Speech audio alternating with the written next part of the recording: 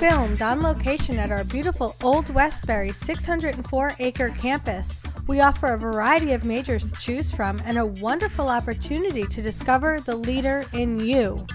Please visit us at oldwestbury.edu.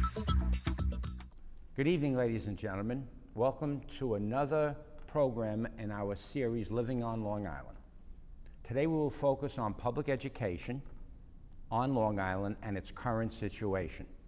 One of the many reasons that families move here or live here are the quality of the public schools, which are not only the finest in the state, are among the finest in our country.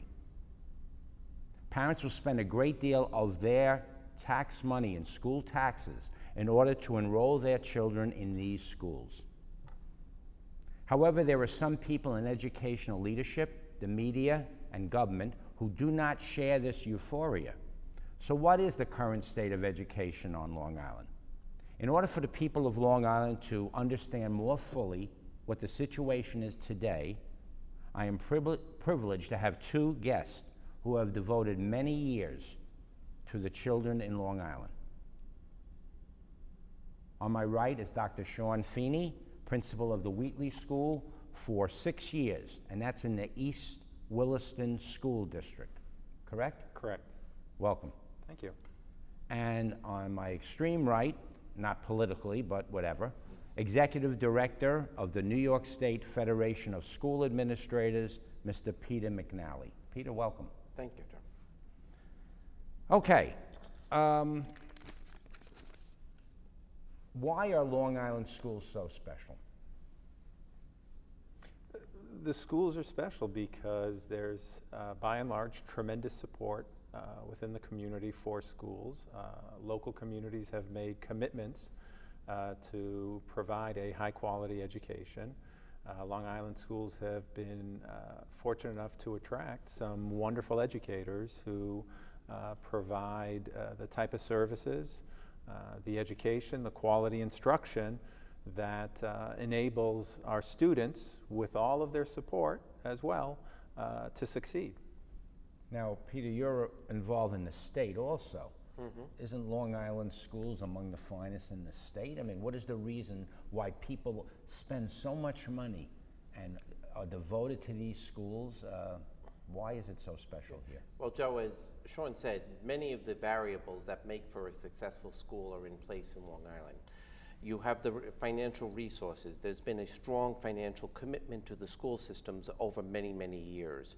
You have a strong family commitment that education is valued and it is a priority in the home. The community beyond the school is usually supportive financially and are willing to make sacrifices because they do see it as an investment not only in their community, but in our state and in our country. Okay. However, with all this praise we're seeing, the press has shown some things that are problems now. In the last couple of weeks, just looking at the paper, superintendents on the issues as schools began, and almost all of them mentions tax cap, Common Core learning standards, teacher accountability. Here's one on a hearing focusing on New York State testing. Here's another one, school test scores drop sharply, and the superintendent of Rockville Center was pretty adamant about it. Test scores plummet, page 1. I want to know if it would be page 1 if they rose. That's another question. And teacher scores available in September. They don't mention about the children making Harvard or Princeton. They don't mention about the exceptional, brilliant students we have, the exceptional teachers and administrators we have. They're focusing on this. Let's talk about all those issues. First of all, how are schools on Long Island funded? They're funded by and large. I mean, certainly all schools receive some form of funding from the state, but federal government too? Depending on the school, okay. Yes, there's federal funding as well, but the primary source of revenue is local. And that's where every year in the spring you have your budget votes here on Long Island, and it's a big deal because that budget represents really in many ways the lifeline for the school. NIFSA, we represent the school leaders on Long Island in Queens and Brooklyn. Okay. Obviously, our funding is different. It has increased over the past 10 years, but not as much money has been going to the schools as could be. Okay. Now, again, these articles, the superintendents are mentioning these things, and they're all mentioning the tax cap. Could you just, I know it's confusing and it's complicated, but what exactly is it and how is it affecting the school situation here? Well, the tax cap was put into place in 2011 by Governor Cuomo. He made that one of his initiatives, whereas people think of it as a 2% tax cap. There are a few sort of things that can override that tax cap. But by and large, you figure around the area of 2%, and that's the rate at which a budget, that's the maximum increase a school budget can have, roughly. You brought up these issues, and we mentioned earlier this notion of a lot of Long Island schools, really the majority of their funding is local funding. There is a very strong tradition, certainly in Long Island, but also across our country, of local control, local support for the school district. And a lot of these initiatives speak against that. And that's where you're getting some concern raised, because sometimes things that are imposed, in many ways they are imposed, they've removed some of the freedom for a district to raise its budget as it put forth a budget it feels is appropriate for its local schools. The tax cap is removing that, as is a lot of these things related to the testing and the curriculum that we'll get into at later points. Peter, I consider myself a fairly intelligent man. I'm not a Harvard man, but I'm okay. And they said tax cap 2%, and I looked at my school taxes last year, and it wasn't 2%. It was a raise of like 8 or 9%. So if I'm confused, I think the general public is confused also. So. Yeah, I don't have an explanation for that, Joe. I would have to have more details. I do, and I do have more details, and I'm still confused. Okay. I'm looking at the taxpayer now for a second. Let me take my educator's hat off, look as a taxpayer. Why shouldn't we have a tax cap if we're paying so much in taxes?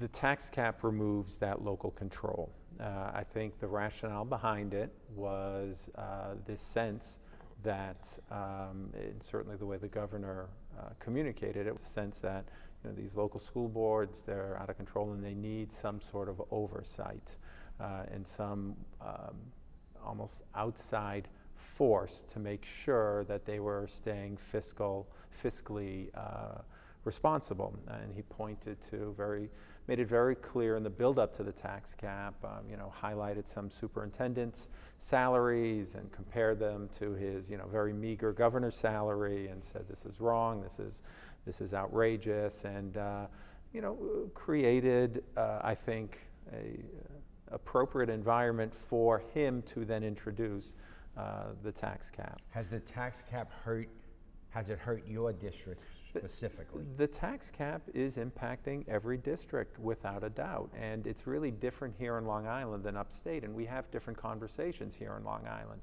In Long Island, we are blessed. By and large, most districts here in Long Island are blessed with wonderful programs and the kinds of services, support, extracurricular activities that so many of the districts upstate can only dream of. So, upstate districts, I speak to my colleagues and boo-hoo-hoo, we haven't had, this JV team for many years. We've had these dire fiscal straits. We haven't had, this sort of art program or music. We cut our theater ages ago. So it certainly is impacting districts here in Long Island, and it will continue to. Yeah, I think, Joe, that part of the idea when the governor implemented this and the legislators was for school districts to revisit and look at their budgets to see what could be done to make the buck go a little further. And in many districts, it could be a reduction in central administration. In many districts, that is not what is happening, and as Sean has mentioned, especially our colleagues upstate, the schools are really suffering. There is not sufficient funding for the schools to be 21st century schools with the proper technology, with the proper courses, preparing them for college. So it is something that was a good concept initially for focus on school finances, but it has locked in too many schools, and one size does not fit all in our great state. Later, maybe we can give us some sort of a solution or some sort of idea that you have that may be better. The other thing they mention constantly is the Common Core learning standards and the New York State assessment. Briefly, what are those two things? Common Core learning standards are a set of learning standards that began development maybe 4 years ago. It's a state program. It was started by governors. Throughout the country. In there, I think 44 states are now supporting and have ostensibly adopted the Common Core learning standards. There's been a lot of backing from some outside groups and support for the Common Core learning standards. The rationale behind these standards was to create a more uniform experience, I think, with the implementation of No Child Left Behind back in the first few years of our this century. No Child Left Behind, had testing requirements, and you had to have proficiency requirements, and each state was left up to its own devices as to what those were. So it quickly became apparent to many folks that what was happening in state A was very different than what was happening in state B. The standards we have up here in New York might be very different from the standards in Mississippi or Texas or Louisiana. And the goal was to create a common learning experience through these set of standards for students across our country, with the ultimate goal and the rationale being our students would then be able to compete better internationally. So our scores in general as a nation haven't been as good as they once were. We're falling behind other countries. This is what they want you to believe, but we have never, ever done well in international tests from when these were first administered back in the 1950s. So to seize that and grab onto that as the rationale for creating, designing, implementing an entire curriculum, because they say it's not a curriculum, they say it's learning standards, but bottom line is this has impacted and altered our curriculum, and there's been no trial, no test, there's been no evidence that these will produce the outcomes they are claimed to produce. Gotcha. And Joe, we've already started making the common error of jumping from standards to test scores, because standards is the curriculum looking at what needs to be taught, and that when No Child Left Behind was initially implemented, as Sean said, it became obvious that one part of our country was doing different things than other parts or states. And so first we have to take a good, close examination at what is actually being taught or what should be taught, all the way from kindergarten up to the senior year in high school, to prepare our students for a successful college career. So that's the first part. And as Sean said, over 44 some odd states have agreed to look at the curriculums and to adopt these as standards and to move towards that. How we in New York State are looking at it, in this state we have over 700 school districts. It is the belief of our state education department that the curriculum development is the responsibility of each individual school district, and that is creating difficulties because we have many people creating the same set of wheels, and some are excuse me, using more innovative approaches than others. So that's where already within our state we have some inequity, and that's going to show up as the assessments roll out. And just for the audience's sake, New York State is only the second state in the country to adopt Common Core assessments, which are much more difficult exams. And that's why when we speak later about test scores dropping, it's because we have a whole different paradigm. We have a whole set of different standards for testing that none of our colleagues around the country have, other than Kentucky, have participated in. I was in the school system for 30 years in the city, and they tried to reinvent the wheel a million times. I mean, one year was this, one year was that. It was a different program, different name. Why has this caught on so much and so widespread? What are they trying to do?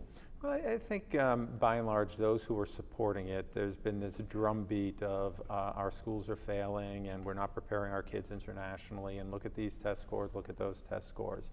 And listen, I've said it to my colleagues, I've said it publicly.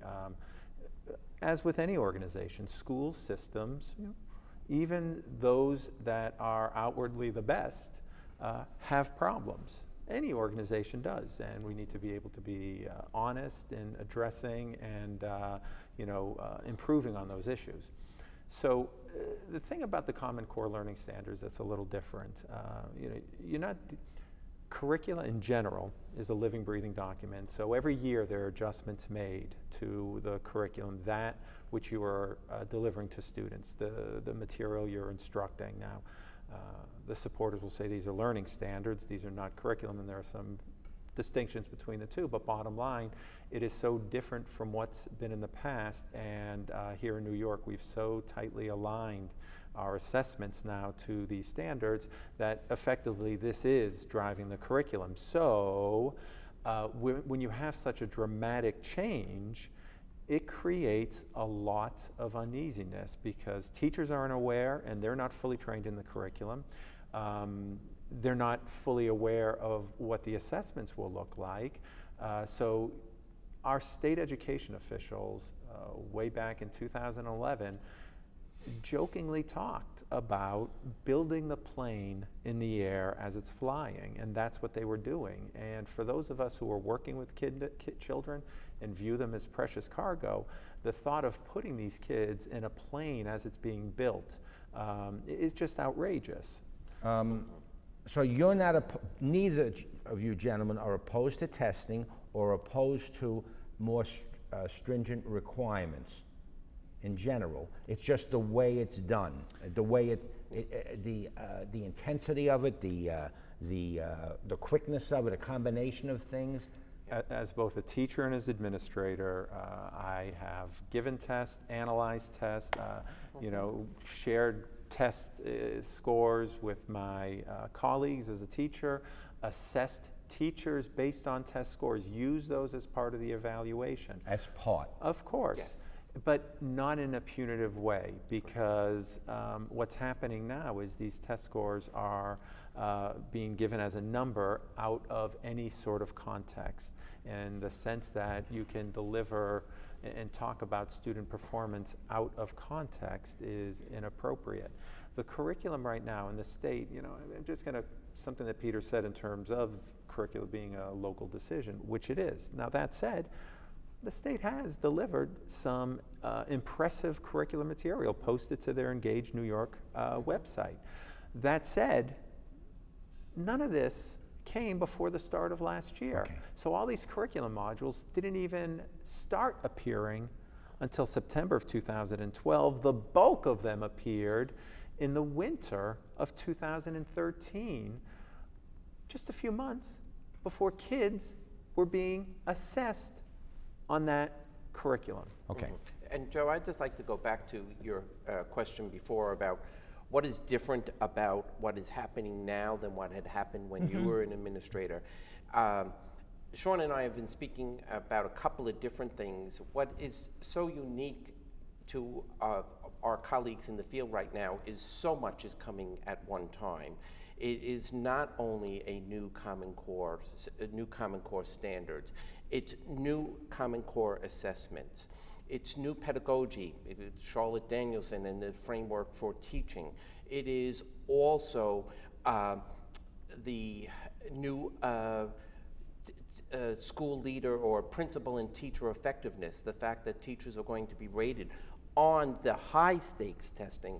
I think that's what Sean and I object to, not testing, but the definition of high stakes testing, that so much is being put on a few days of testing, not ongoing assessment, which is good pedagogical practice in a school. You always want to know what your students, your boys and girls, have learned and what they are having or struggling with, so that you can do a better job of teaching and helping them the next day.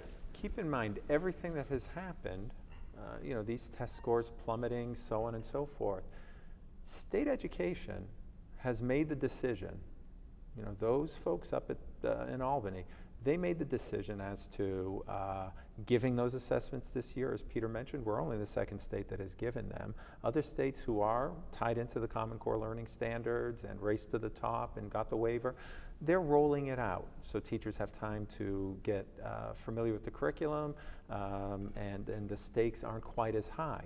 So they made the decision to roll this out very aggressively before the curriculum was out there, teachers were trained, and there was any level of saturation. And then when the tests were given, 2 months before anyone even took a test, they said passing rates would be at about 30%. Nobody has even put pencil to paper, and they're telling us that the passing rate would be about 30%, which, surprise, surprise, that's what it was. They are determining the cut scores. They're determining what it means to pass. All of this is up to them. It could have just as well been that 90% of our kids passed. They're making these choices. Okay, I think we cleared that up a little bit. In my case, I hope the audience also. But on a final point, many people commented, that's all I'm hearing in the paper, teachers make too much, administrators make too much. Let me say, a lot of people who say that never spent a day in a class. I wish, if it was so easy, why don't they do it? But never mind. So the public is saying you're paying teachers and administrators so much, why shouldn't they be held accountable? What is wrong with accountability? Absolutely nothing. All for accountability. I am for, as a principal, accountability of myself towards certainly my parents, my community, my superintendent, accountability of the students to our rules, our regulations, and to themselves, and accountability to the teachers. I have nothing against accountability. But Joe, what you will read in papers and what the audience will be reading is that there are objections to some of the methodology that has been proposed for this accountability. Is that Give me one example. Okay. As a former elementary school principal, I knew You have that, the gray hair to prove it. yes, after 24 years, Okay. that some of my classroom teachers had much more challenging assignments than other classroom teachers because of the populations that they might have served. Whether it be a higher percentage of ELL or English language learners, or a larger percentage of special education children that might have been in their classroom as part of an inclusion program. How those children are being measured or being accounted for in that methodology is still not perfectly clear in our state, and whether it will be a fair calculation, because in special education, a mildly learning disabled child is dramatically different than a moderately learning disabled child. But if they're going to use a calculation that just says IEP children, then you have an unfair playing advantage. I'm going to go a little further, and this started a few years ago in October 2011 when we posted to www.newyorkprincipals.org our letter of concern regarding the implementation of what's called their APPR, the manners in which, and Peter alluded to some of these, they're choosing to evaluate teachers, and they are tying teacher performance to student test scores. And at first blush, seems to make sense. Of course, how well your kids do on a test, that if you do well, that means you're a great teacher. But no research supports that. And more importantly, it's been shown that there's tremendous instability in those ratings, and there's very few folks, and there were, even before this was approved by the Board of Regents, some of the top scholars in education warned them, please don't do this. What you are doing is not educationally sound. We only got a couple minutes left. Let me just finish with this point, and then we'll continue on the next segment. Would we have been better off if the government officials didn't get involved at all. No Child Left Behind, Race to the Top. Is this causing more problems than what it's actually solving? Are non-educators making the decisions that they shouldn't be doing? Well, Joe, one of the themes that we're talking about is accountability. I do feel that we have to hold our public officials accountable, and they are responsible. What has been a disappointment in this process is that the New York State Education Department did create a task force of people, educators from the field. I was a member of that task force. My colleagues and I were very frustrated because the rank and file, the people from the fields, opinions were being ignored, and that people from outside the system were implementing and making recommendations that the Board of Regents eventually accepted. What other profession would allow that? Why do that? Why would they do that? That's an excellent question. Mm-hmm. And no answer. Well, everyone's been to school, everyone's had a teacher, and quite frankly, many of us have had bad experiences with one teacher, a couple. You're not going to spend 13 years in public schools and not have a situation, given all the relationships that might exist, where there's conflict. So everybody sadly has a bad story, and part of that is we haven't always taken care of business, and we need to clearly do a better job at that. But you know what? We're not unique. Any organization has had these struggles. Well, there was a show on Channel 2 recently called Teach, and that showed good experience with teachers. Sure. And you don't see that enough. And actors who are famous now spoke of a teacher they once had, and that was refreshing and really, really good. And I think that's far more common, quite frankly. I but agree. Those don't make Definitely headlines. agree. Those stories do not make headlines. By and large, here in Long Island, we have an incredible teaching force. And we have schools that are supported by the communities. It makes a huge difference.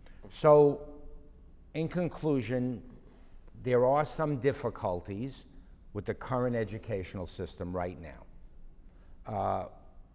What solutions can be proposed to make this fine system even better? Let's think about that, and in the next segment we will mention some of those solutions. Sounds good. I want to thank my guest, Dr. Feeney. Thank you very much for coming. And Peter McNally, thank you for your insight. My pleasure. And thank you for your many years of service. I want to thank everyone for watching the show tonight. I especially want to thank my guest and my good friend Sherry Baker, the station manager at Old Westbury, and their terrific crew who did such a good job on this very nice day. Until next time, this is Joe Haynor wishing you a very pleasant evening and a better tomorrow.